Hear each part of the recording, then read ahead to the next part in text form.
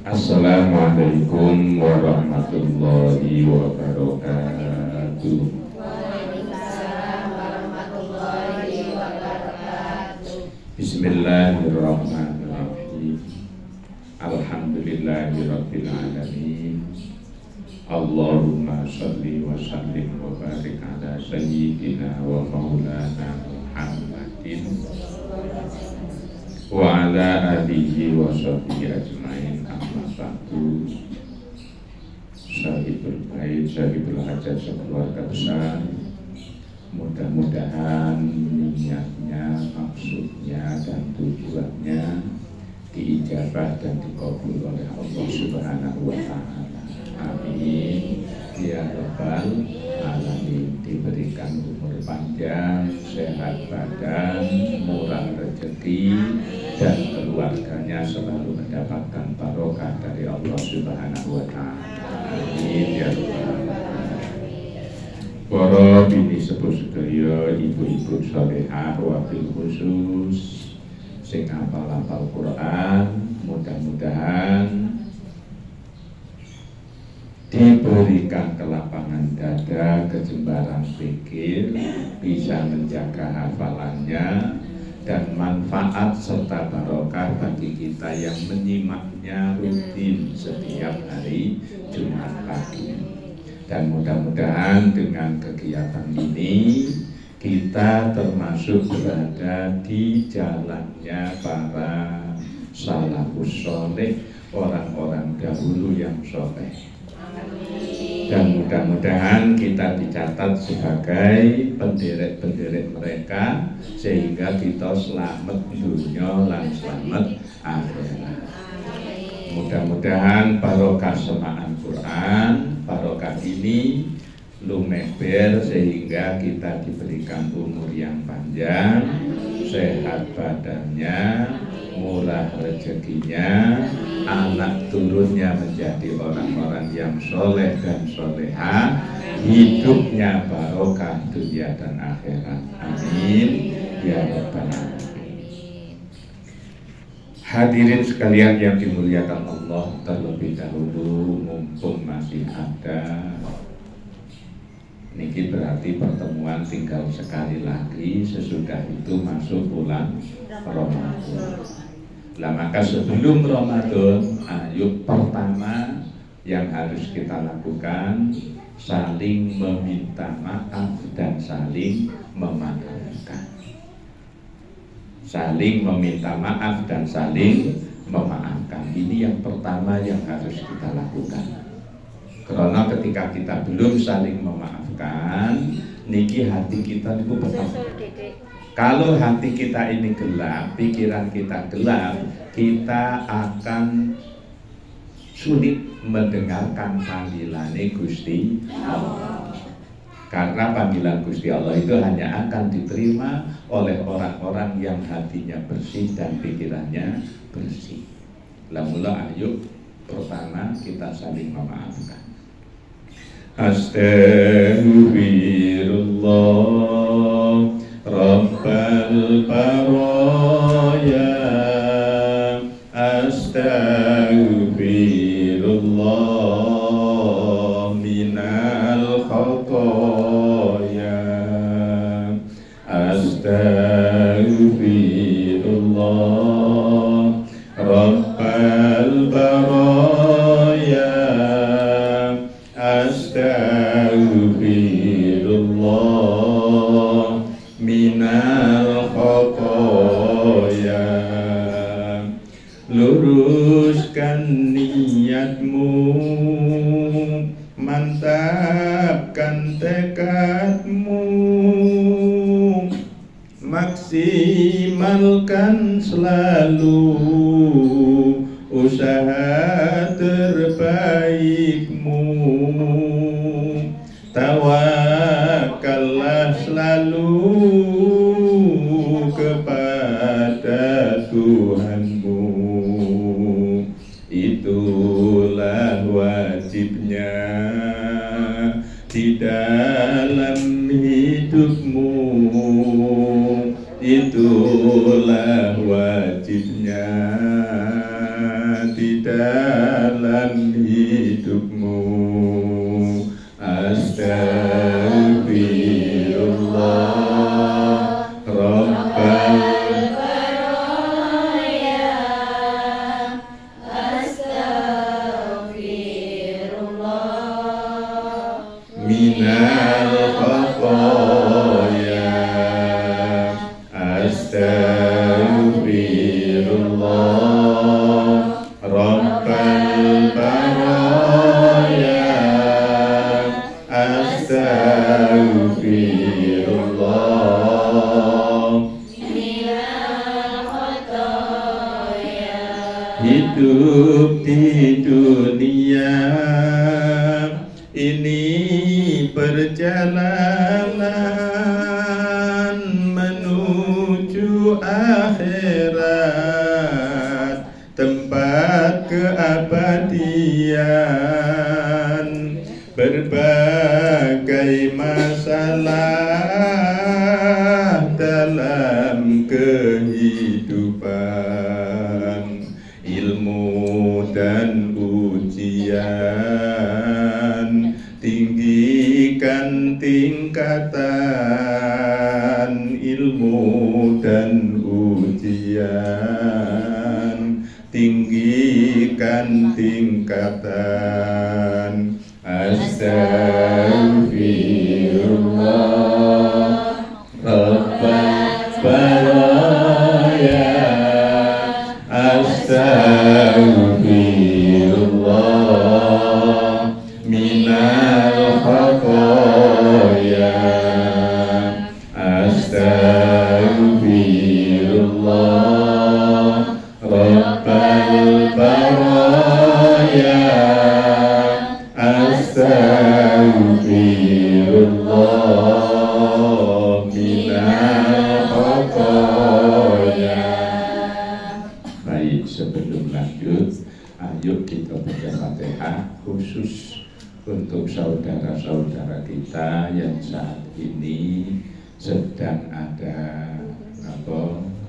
masalah, terutama kurang sehat. Mudah-mudahan segera disehatkan oleh Allah Subhanahu wa Ta'ala.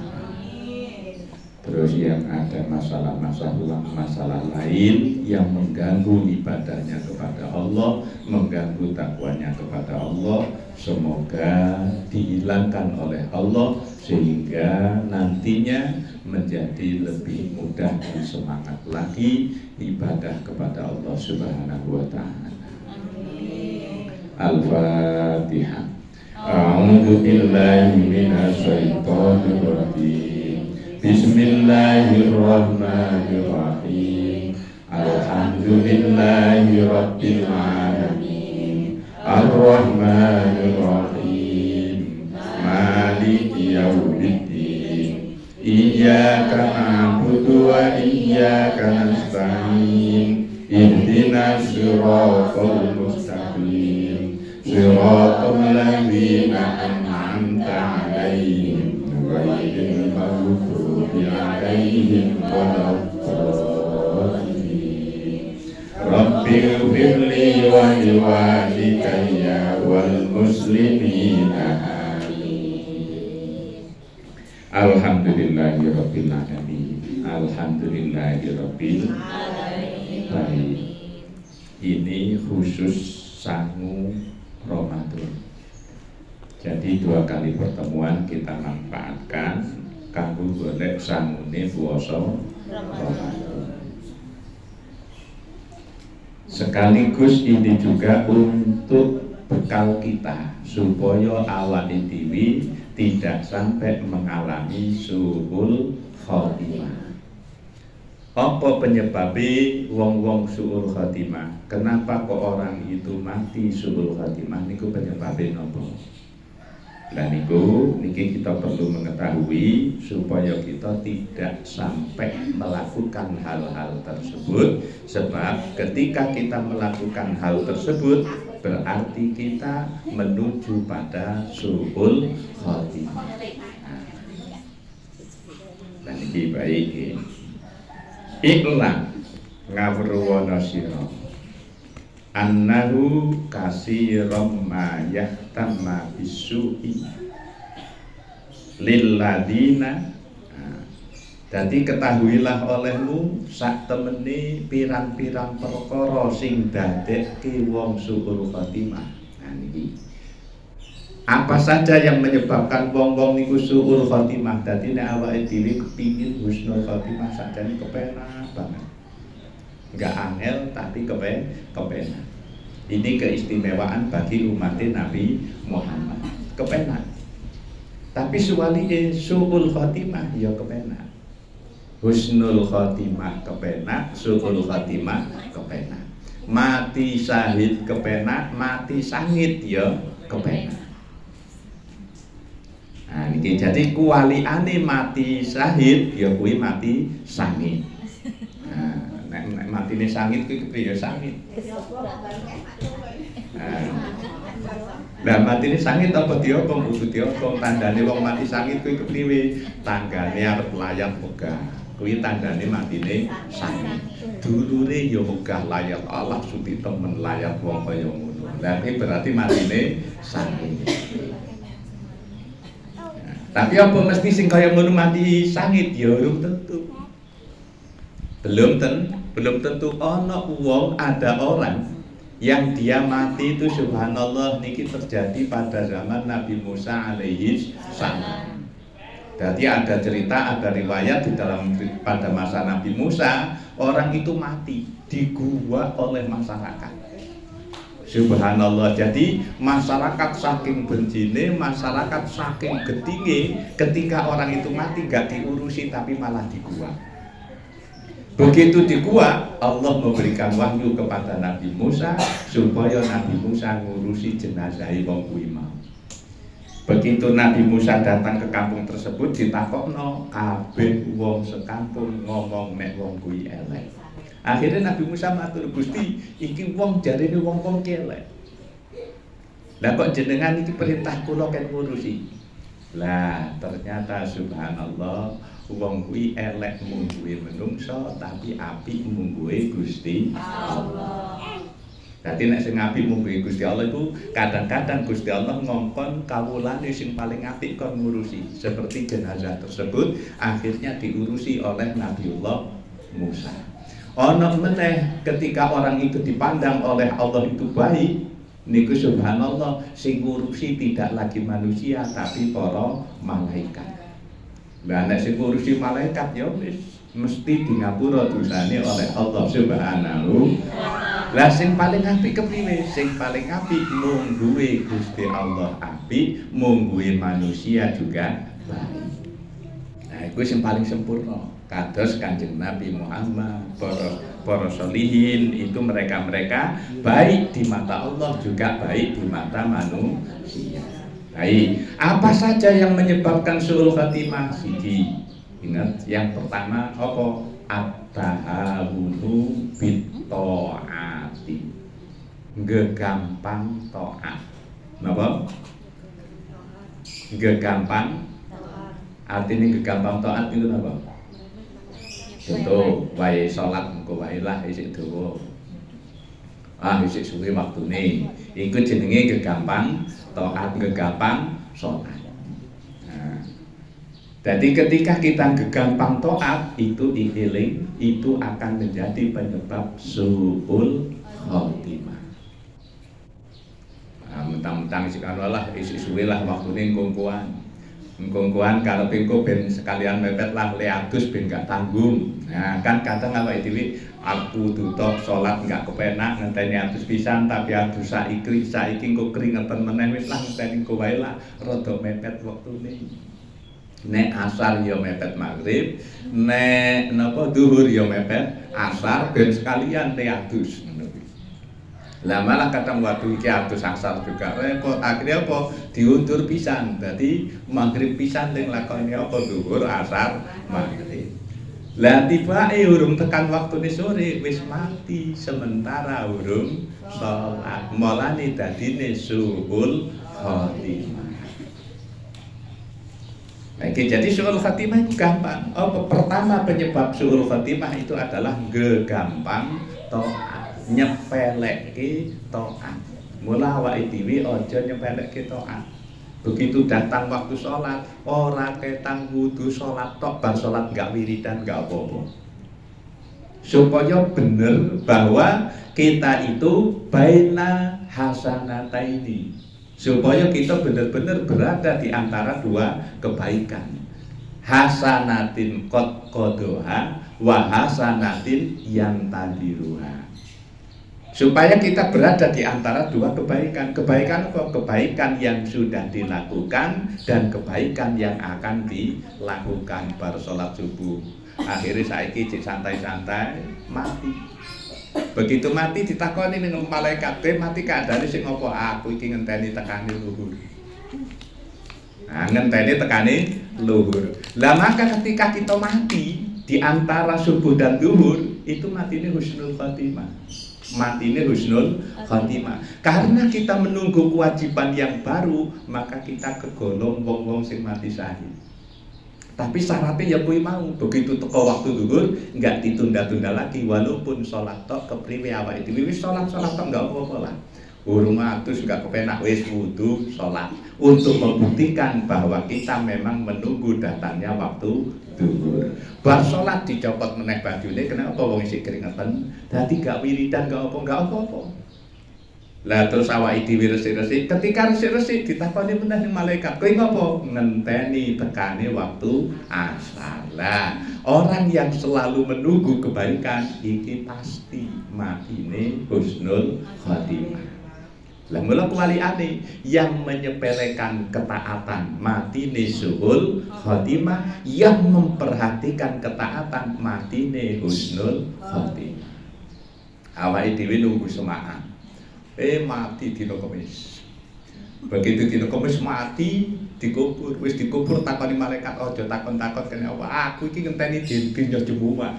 Lah ngopo ngenteni dina Jumat? Sebab setiap Jumat isuk semaan Quran. Lah iki kita mati nunggu semaan, itu husnul khotimah. Syaratnya wa ora ketang teko tok bar teko terus pamit ora apa-apa. Aja sampai awake dhewe pamit, nek pamit berarti bohong ning ngenteni dina Jumat. Nah, ning ngenteni dina Jumat berarti bohong, penting absen iki absen yo sepurane ana kepentingan lunga sih. Tapi wis terbukti bahwa kita nunggu hari Jumat. Lah iki lah kita apa wong mukmin, dadi mukmin ngendikane Kanjeng Nabi, umat Kanjeng Nabi Muhammad yang beriman iku berada baina hasanataini, berada di antara dua kebaikan. Kebaikan yang sudah dilakukan dan kebaikan yang akan dilakukan. Mula nek kaya ngono mesti husnul khotimah. Siji, penyebab utama wong suhul khotimah krana nyepeleke taat. Lah mula awake dhewe aja dadi wong sing nyepelekke taat. Anak dilatih. Wis lah ora ketang walaupun cuma salat tok lumayan. Jadi ketika anak ini sudah dilatih salat, terus waktu di salat niku salat. Walaupun bar salat kuwi wis dolanan enggak itu enggak masalah. Tujuannya apa? Supaya si anak selalu berada di jalane Gusti Allah. Niki jelas nggih. Nah, niki yang pertama, penyebab suul khotimah kuwi nyepeleke taat, nyepeleke kewajiban. Niku yang pertama. Terus yang kedua, penyebab suul khotimah niku napa? Nyepeleke zakat. Nyepeleke zakat. Nggih. Waz zakati al wajibati, nyepeleke zakat. Mula zakat iki aja ditunda-tunda. Nah, jadi kepriwe carane begini. Begitu kita mendapatkan rezeki, iki kok nek ngenteni ngumpul begitu wis kumpul ya, wis kumpul lari karo zakat bagian pira, utawa urung kumpul wis kanggo meneh. Padahal ngendikane Gusti Allah wa atu haqqahu yauma hasodi. Berikan haknya kapan kamu mendapatkannya. Jadi nek cara bahasane wong tandur, setiap panen saurunge digawa bali iku tokno dhisik zakati. Panen kuwi apa lho, nek wong kerja panene kerja ya gajian. Panene dagang ya untung. Panene apa tandur ya nalika panen. Nah itu panen. Jadi ketika kita mendapatkan hasil, sebelum hasil itu digunakan, keluarkan dulu zakatnya. Tapi izin ngetokno lha piye zakat iku 2.500. Nah, 2,5%. Nek 2.500 ki zakat kok piro? 100.000. Ayo 100.000. 100.000 zakatnya piro? 2.500. Nah, 2.500. Apa apa enteng? Coba apa apa enteng? Setiap oleh 100.000 mengeluarkan zakatnya 2.500. Itu wajibnya. Itu apa apa enteng? Enteng arep ngetokno isin 2.500 isin akhirnya disimpen sih. Begitu disimpen kepakailah dengan yang 100.000 krono yang 200 yang 2.500 belum di. Nah, ketika 100.000 itu kita pakai kuwi jenenge harta kotor. Lah kotor wis dienggo, padha wae awake dhewe adus karo banyu kok kotor. Wong adus karo banyu kotor ya ora seneng kok. Goleki banyu sing resik. Maka ketika harta itu belum dikeluarkan zakatnya, harta itu masih kok kotor. Lah maka keluarkan dulu zakatnya. Dikeki wong izin ya wis lah lebokke kotak zakat. Jadi kalau perlu di rumah itu ada kotak khusus zakat. Terus kotak untuk sodako, kotak untuk infak itu banyak. Jadi masing-masing. Yang zakat berarti iki wajib. Ketika wajib ini nggak boleh sembarangan ngekekno. Harus memenuhi syarat yang sudah ditetapkan oleh Allah. Untuk siapa? Untuk salah satu dari 8 asnaf. Beda nek sodako. Sodako, infak itu bisa diberikan mau di masjid, mau di musola, mau di pesantren, mau di jalan, gotong royong dikekno boleh, mau kepada anak yatim boleh, mau kepada orang yang datang kesusahan boleh, tapi kalau zakat tidak boleh. Zakat itu ada ketentuannya khusus untuk 8 asnaf. Itu beda nih, yang wajib dengan yang sunnah. Lah ketika kita rutin setiap oleh bondo kok ditokke zakat dilalah bar nopo duit 10 juta. Mati. Burung ngetoke zakat. Mati. Ditakoni ning malaikat. Lah kuwi dhuwit nggo apa kuwi? Aku iki mau isih arep ngetoke zakat. Kan aku wis biasa rutin setiap nampa duit selalu mengeluarkan zakat. Lah urung ngetoke zakat kok wis cabut nyawaku. Iki salahmu iki. Akhirnya apa duit yang 10 juta kuwi dijogok anake gak ditoke zakate. Tetapi si kita yang mati itu dicatat oleh Allah husnul khotimah. Kenapa? Karena terbiasa mengeluarkan zakat sebelum telat. Tapi nek awake dhewe nunda-nunda ngkongkolah. Lah ini karena kita menunda-nunda, iku yang menyebabkan suul khotimah. Nah, jadi yang kedua, penyebab suul khotimah itu apa? Nyepeleki zakat. Mula sing paling pokok ya zakat kuwi dijaga, jangan sampai disepelekan. Nah, itu jangan sampai disepelekan. Wong setitik kok sajane. Cuman yo kuwi mau kadang ngetoke setitik izin, dikekno sapa duwe sakmene. Dikeke wong kondarane ngenyek. Akhirnya disimpen, barang disimpen lali dijogok anake kanggo.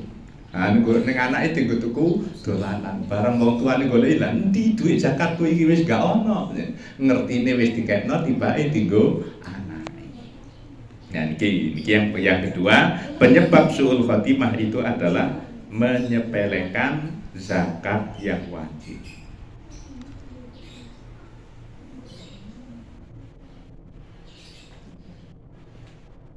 Terus yang nomor 3 lagi penyebab suul khotimah sing nomor 3 apa?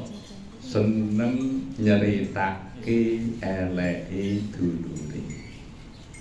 Nah, seneng nyeritake eleke dulure. Lah iki mula awake dhewe kudu latihan. Aja sampai awake dhewe seneng nyeritake. Nah ini sudah dulu juga sudah disampaikan, ojo eleke apike wae, ojo susu diceritake sebelum dia mati.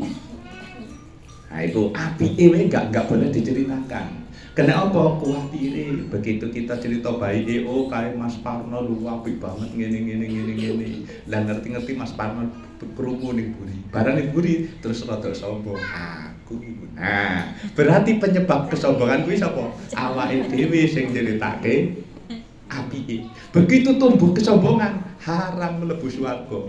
Lho sing maune apik kuwi kepingin oleh ridane Gusti Allah mlebu swarga, gara-gara diceritake ning awake dhewe terus muncul kesombongan, at-takaburu al jannatu haramun ala kulli mutakabbirin. Swarga kuwi haram kanggo wong sing duwe kesombongan. Akhire Mas Parno gak sida mlebu swarga gara-gara apa? Muncul kesombongane aku. Wis seneng akhirnya metu bapak wajahe seneng sumringah kene apa krana krungu bar diceritake apike. Lah iki maka dulu disampaikan apa? Jangankan buruknya, selagi dia masih hidup baiknya apike aja diceritake. Tujuannya apa? Biar ikhlas di dalam melakukan kebaikan tersebut, tidak ada rasa ujub, tidak ada rasa riya, tidak ada rasa sombong. Nah kenapa timbulnya rasa sombong? Karena sering disebut-sebut kuwi mau. Nah, terus bagaimana kalau disebutkan tujuannya untuk memancing supaya yang lainnya mau berbuat amal baik? Biasanya nek ning Jawa kuwi setiap Jumat sebelum Jumatan disebut ki sedekah dari bapak ini sekian, sedekah dari ibu ini sekian, sedekah dari ini sekian. Ini tujuannya apa? Pertama, laporan kepada jamaah bahwa pengurus kuwi transparan terhadap penerimaan dana. Yang kedua, mancing supaya sing urung gelem dadi gelem. Lah itu boleh nggak? Boleh. Yang seperti itu boleh. Nek teko kene kan kok arep sombong gak iso lho. Aku arep sombong tibae sedekahku kalau gede karo kae. Kan gak situ sombong. Akhirnya aku waduh aku sih kalah karo kae. Lah begitu ada lagi yang lebih gede bener lho. Oh, rumahku sampah wis gede tibae ijo ono sing luwih gede, maka kesombongan gak akan turun. Tapi nek wis diceritake gak ono lawane, sapa dhisik aku. Nah, sapa sing arep nglawan? Ini yang kemudian menimbulkan kesombongan. Niku jadi yang ketiga penyebab suul khatimah apa? Seneng nyeritake eleke dulure. Nah niki naudzubillah min dzalik, apalagi kok mati pas nyeritake eleke wong ya Allah. Naudzubillah min la nek apik apa sing apik iku kaya winganane. Dadi kiai Lampung Tengah ninggal. Ya Allah. Bar ngisi pengajian sholawatan. Subhanallah, isi sholawatan durung rampung. Begitu sholawatan durung rampung, terus ditonton jamaah, terus jamaah maca sholawat, kiai ini tinggal. Nah, itu ninggal dalam keadaan yang mau wong yang selalu menjaga kebaikan pasti matinya di dalam kebaikan. Bisa jadi mati di antara kebaikan yang mau. Kalau kita biasa nunggu hari Jumat mati dino Rebo, dino Kamis, dino Jumat tetap api kena apa krono nunggu dino Jumat. Mati dino satu api kena apa bareng lakoni dino Jumat. Terus kita habis sholat subuh mati terus burung duhur, ya api kena apa krono nunggu sholat duhur. Nah, itu orang yang selalu menunggu kebaikan, yang dia menjaga kebaikannya pasti matine husnul khotimah. Tapi sing nyepeleke niku ya wis naudzubillah min dzalik. Iso mati isih ngrasani wong, iso mati isih njajal tuku togel, isih njajal judi. Wah iki kok ekonomiku seret tenan tak njajal judi. Lah pas njajal padahal seumur kuwi enggak tahu judi. Lah kok moro-moro pas njajal mati. Naudzubillah min dzalik. Lah mula ayo kita jangan menyepelekan kebaikan. Lah niku jadi kalau kita bisa mati dalam kebaikan itu bagus, atau kita mati di antara kedua kebaikan sehingga kita mati husnul khotimah. Kemudian yang keempat, apa penyebab suul khotimah? Yang kusu nalomikya wal mizan, seneng ngurangi takeran lan timbangan. Jadi nek wong dagang, wong dodol iki kok apa ngurangi takeran, ngurangi timbangan. Naudzubillah min dzalik, iki juga salah satu penyebab suul khotimah. Mula wong-wong biyen nek dagang niku mesti diluwi. Dodolan kacang godhog nganggo apa nganggo muk, nganggo kokokan. Begitu diomongi niki pun cukup nggih. Lah sing tuku to nggih cukup niki ditambahi titik. Ora dikurangi tapi selalu ditambahi. Begitu nimbang ya kaya niki jenengan tingali timbangane niki pun pas apa dereng. Oh nggih pun pas, ya wis ditambahi titik. Kenapa? Krana kuwatir kalau terjadi pengurangan timbangan lagi wong biyen. Wong biyen bodho-bodho secara ilmune tapi mantep-mantep di dalam imane ndereke para guru, para ulama kuwi luar biasa. Lah wong saiki pinter-pinter tapi kon setia melu ulama angel. Kenapa? Krana luwih pinter nek wong biyen bodho-bodho. Tapi le taat karo kiai, le taat karo ulama niku luar biasa. Jamaah dijogo, ngaji dijogo walaupun karo ngantuk-ngantuk. Niku wong tuwa biyen ku karo ngantuk-ngantuk ngajine niku semangat. Pokoke kiai teko, saurunge kiai teko wis teko nggon pengajian. Nah, kadang-kadang ya ora krungu ngono anggere ditakoni mau sampeyan apa kula mboten mireng.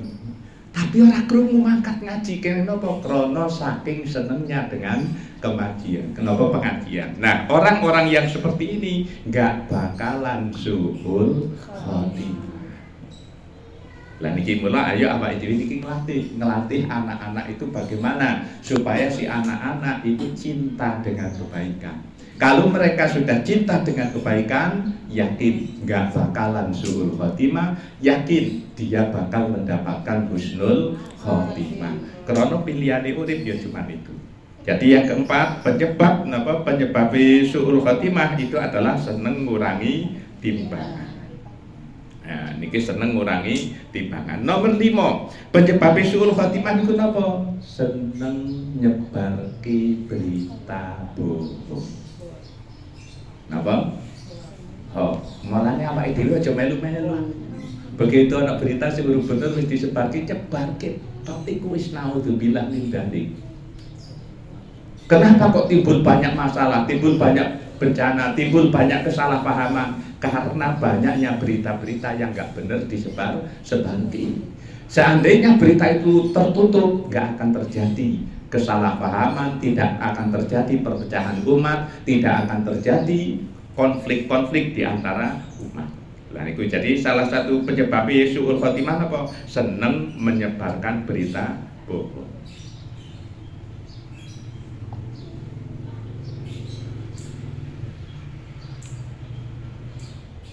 Nah, kemudian napa malih penyebabnya suul khotimah? Nah, penyebabnya suul khotimah ini diantaranya napa? Kita nganggep dusta, nganggep bohong kepada auliyaillah, wali-waline Gusti Allah.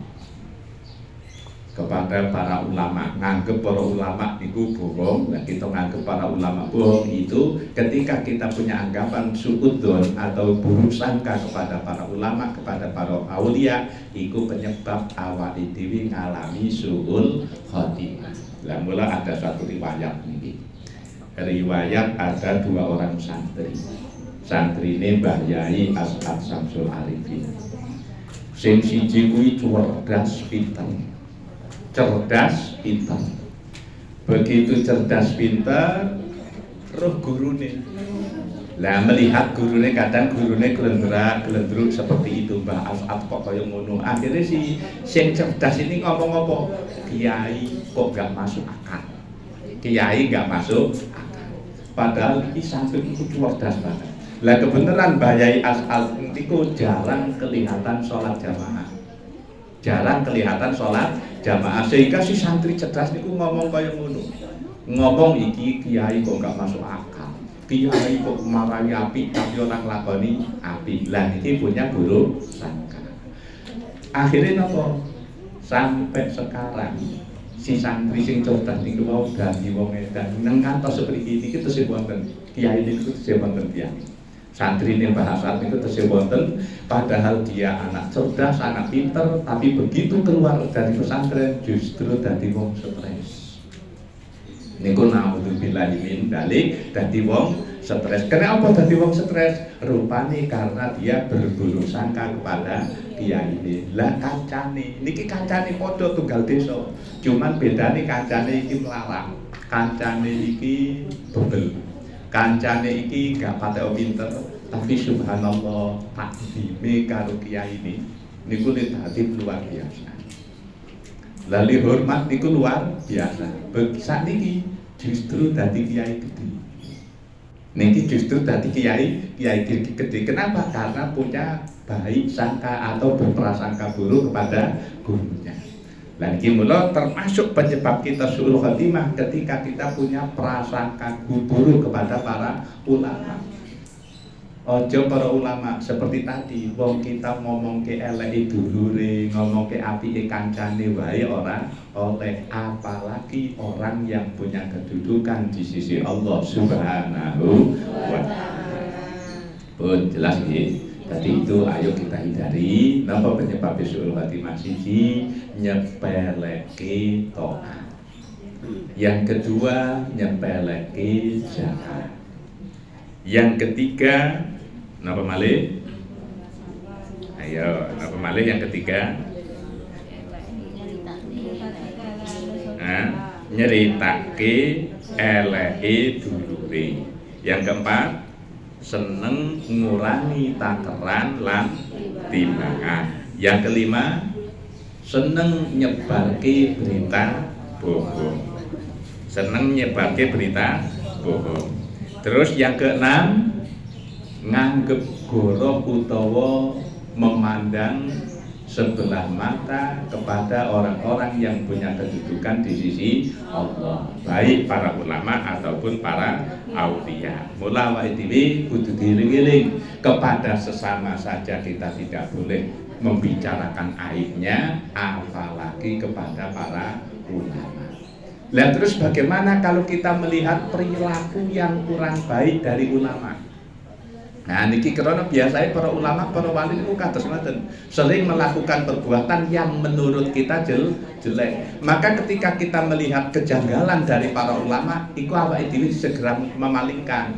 Nek Syekh Abdul Qadir Limarai ngene. Begitu kita melihat kejanggalan dari para ulama, saya belum tahu dasarnya apa yang dilakukan. Pasti yang namanya ulama punya dasar untuk melakukan, pasti. Sedangkan saya bodoh, nggak ngerti opo alasannya, opo ini nggak ngerti. Nah, ketika kita berprasangka baik seperti itu, insya Allah kita diberikan oleh Allah husnul khotimah. Lah mula ayo itu kita jaga, terutama di akhir-akhir Sa'ban ini menjelang Ramadan. Pertama dilatih, sholatnya dilatih. Seperti tadi, walaupun yang penting Allah keringetan, yang penting sholat, dijaga sholat. Sholat itu enggak ngenteni nganu kok, enggak ngenteni ilang keringetnya enggak. Nah, itu tujuannya lah. Kok kepingin sing khusyuk, kepingin HP, ya wis. Berarti apa? 15 menit sebelum datangnya waktu istirahat supaya ojo keringetan. Artinya apa? Sudah ditunggu. Oh, ini sebentar lagi, 15 menit lagi ini masuk waktu sholat. Nek aku isi tetap terus gerak, terus kerja, berarti keringetan. Tak istirahat dhisik lah. Begitu sudah istirahat, datang waktu sholat, keringat sudah hilang, wudu sholat. Nah, ini wudu sholat. Kecuali kalau memang ada perbuatan yang sangat penting atau udzur yang dibolehkan secara syar'i. Ketika ada udzur yang dibolehkan secara syar'i, ini menjadi alasan kita, alasan meninggalkan kewajiban tersebut, bukan meninggalkan, menunda kewajiban tersebut. Nah, itu jadi bolehnya kewajiban itu ditunda ketika ada udzur, ada alasan yang dibolehkan oleh syara. Lillahi wa li syafaati Rasulillah sallallahu alaihi wasallam. Al-Fatihah.